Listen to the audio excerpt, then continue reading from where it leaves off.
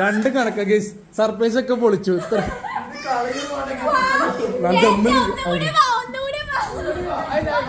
ഇതാകെ പണി പാളി guys. Hello friends, ഇന്ന് എൻ്റെ പ്രിയതമയുടെ ബർത്ത്ഡേ ആണ്. അപ്പോൾ അതിന് വിഷസാണ് നമ്മൾ ഫസ്റ്റ് കൊടുത്തത്. അത് പാളിപ്പോയി. രണ്ടാമത് റീക്രിയേറ്റ് ചെയ്തിട്ടുള്ള വിഷസാണ് കേട്ടോ. ഇത് തികച്ചും സർപ്രൈസ് ആയിട്ടാണ് നമ്മൾ വിചാരിച്ചത് കേട്ടോ.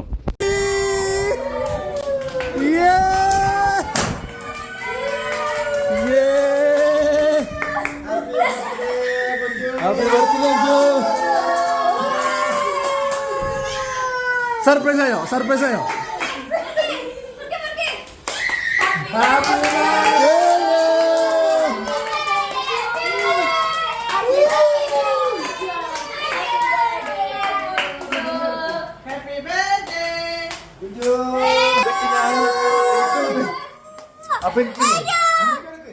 അപ്പിക്കില്ലേ പൊട്ട്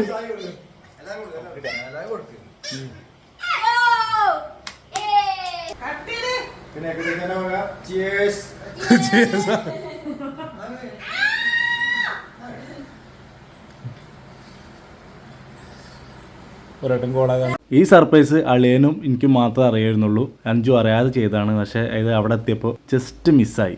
അപ്പം നിൻ്റെ ബർത്ത്ഡേ ആയിട്ട് എല്ലാവർക്കും വിഷസ് തന്നിട്ടോ. ഏട്ടൻ്റെ വക ഒന്നും ഉണ്ടെങ്കിൽ എനിക്ക് ഭയങ്കര സങ്കടമായിരുന്നു.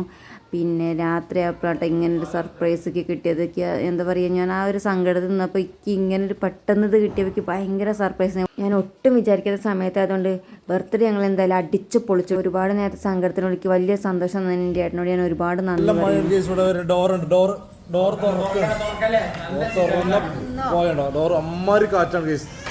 തുറക്കാൻ വയ്യ, കുട്ടികളൊക്കെ പേടിച്ചിട്ടുണ്ട്. എടുക്കുമ്പോൾ ശ്രദ്ധിക്കണം. നല്ല കാറ്റാണ് കേട്ടോ. നല്ല കാറ്റാണ്. ഡോർ തുറക്കാൻ അവസ്ഥയാണ്.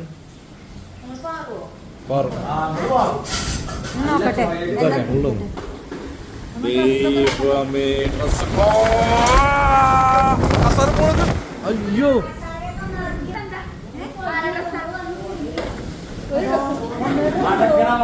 പോയി.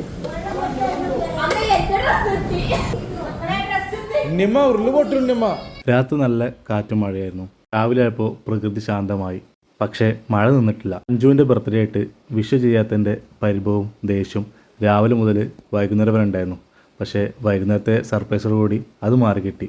ഇണക്കവും പിണക്കവുമായി ഇതുപോലെ മുന്നോട്ട് പോകാൻ എല്ലാവരുടെയും പ്രാർത്ഥനയും അനുഗ്രഹവും വേണം. ഈ പ്രകൃതി ഭംഗി കൊണ്ടായിരിക്കാം ഈ സീസണിൽ ഒരുപാട് ആളുകൾ കക്കാടംപൊയിൽ തേടി വരുന്നത്. മെയ് മാസങ്ങളിലെ കോടമഞ്ഞും ഇളം മഴയും കക്കാടംപൊയിൽ മലനിലകളെ സുന്ദരിയാക്കുന്നുണ്ട്. അത്രയ്ക്ക് സുന്ദരമായ നിമിഷങ്ങൾ തരുന്നത് കൊണ്ടായിരിക്കാം 1-ാം വർഷവും ഫാമിലിയായിട്ടും ഫ്രണ്ട്സിൻ്റെ കൂടെയായിട്ടും ഞങ്ങൾ ഈ മലനിലകൾ പാർക്കുന്നത്. ഒരിക്കൽ വന്നാൽ ഒരിക്കൽ കണ്ടാൽ വീണ്ടും വീണ്ടും വരാൻ തോന്നുന്ന പ്രകൃതി ഭംഗിയുള്ള കക്കാടംപൊയിൽ. അങ്ങനെ ഈ വർഷവും കടന്നുപോയി. ഇനി അടുത്ത വർഷത്തിനായുള്ള കാത്തിരിപ്പ്. എവിടെ പോലും അവസ്ഥ